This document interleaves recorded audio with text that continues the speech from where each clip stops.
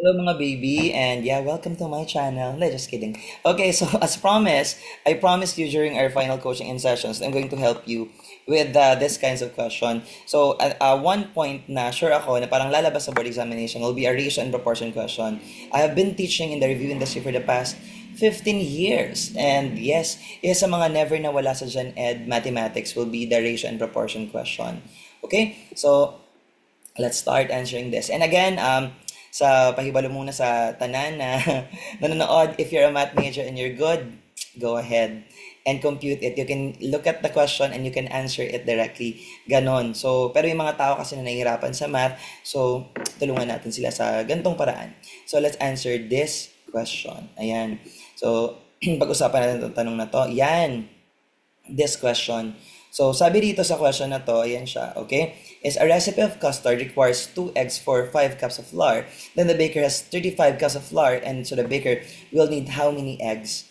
Okay? So, anong gagawin natin dyan? Ang una mong gagawin is, lagyan mo muna ng, kung nahihirapan ka talaga dito, is lagyan natin siya ng ratio and proportion. Then how do you do that? Like, ilagay mo muna, dapat pantay yung kaliwa sa kanan. Like example, eggs, yes, eggs is to flour, okay, x is to flour, then that is equal to x is to flour, okay, x is to flour. Kuha niyo po ba yan? So basically, why are we doing this? Para lang maging guide mo kung saan mo ilalagay yung number. Again, ulit kung magaling ka sa math, isang tingin mo lang kayo may compute to. Okay? X flour is equal to x to flour. Then how do we do it? Ayan, lagyan mo lang ng number. Ang sabi niya, if 2 eggs, so 2 eggs is to 5 cups of flour, then therefore, ang tanong natin is, how many eggs? O, kasi ang hinanap niya is, you need how many eggs? Diba? So, ang sabi niya, you will need blank eggs. So, kailangan tandaan natin is, yun ang x. X, doon mo ilalagay ngayon yung x, eggs, okay, is to 35 cups of flour. So, sa gantong situation, ang gagawin na natin ngayon is, you have to multiply the extremes and the means, yung gitna at saka yung labas. So, gagawin ko muna number ha. Sabi dito, 2 is to 5 is equal to x. Since that's the given, yun ang hinahanap mo, x is to 35. So, pag nandyan ka na sa part na yan, so just multiply the extremes. And that means yung gitna tapos yung labas. Yung labas. So, hanapin mo yung nasa yung x. Nasa na x? Nasa gitna o nasa labas? Di ba? Gitna, labas. So, nasaan? So, kung ito yung gitna, ito yung labas. So, 5 times x, multiply mo sila. 5x is equal to 35. 35 times 2. Multiply mo lang siya. So, ilan ba yon? So, 5x is equal to 35 times 2. That is 70. Tama ba? 70. Then, what you do next is divide mo lang siya. 5, okay? And divide mo lang siya. Ayan, 5. Then, 70. Both sides into 5. Then, divide mo lang. Cancel the 5. Then, 70 divided by 5 is what? 70 divided by 5 is what? Yes, the answer in this question is 14.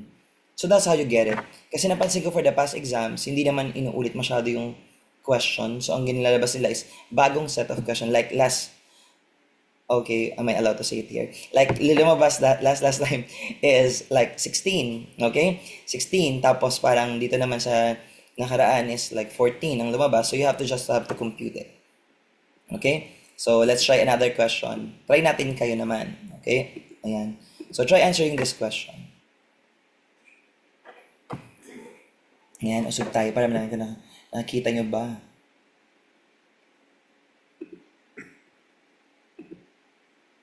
Ayan. So, in this question naman, so what do we do here is this.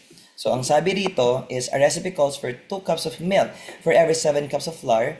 A chef will use 20 cups of flour. Then, how many cups of milk must he have? So, ang gagawin naman natin dito, since ang given natin is milk, okay? Milk. So, ilagay mo lang dyan, milk is to flour. O, di ba nag-iingay-ingay yung ating keyboard. And then, milk is to flour. Ayan. So, basically, ganito yan. Nagagawa siya ng custard. Okay, nag-bake siya. So, bigyan ng numbers. So, since ang given is 2, idiretso ko na 2 is to 7. Kasi 2 milk is for 7 cups of flour, and then how many milks? Yun ang hinanap natin. How many cups of milk? Then that will be your x. X is to 28 cups of flour.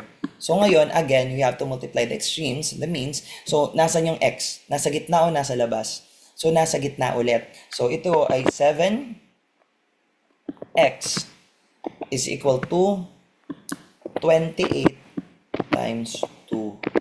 So, kung ganon, ang gagawin natin, divide mo lang both sides into 7 para makancel siya. Ayan. Talaga lumalabas yung period. Ayan. Into 7. So, para makancel siya, then x is equal to 28 times 2. Sige, what is 28 times 2? That is what? 56. Diba? That is 56. So, hindi pa tayo tapos kasi may divided by 7 ka pa. Diba? Divided by 7. So, 56 divided by 7. So, x is equal to, yes, the correct answer here is 8.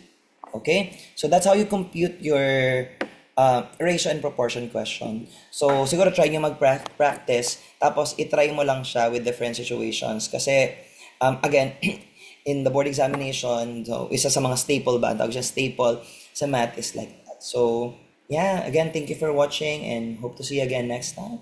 And, yes, God bless you all.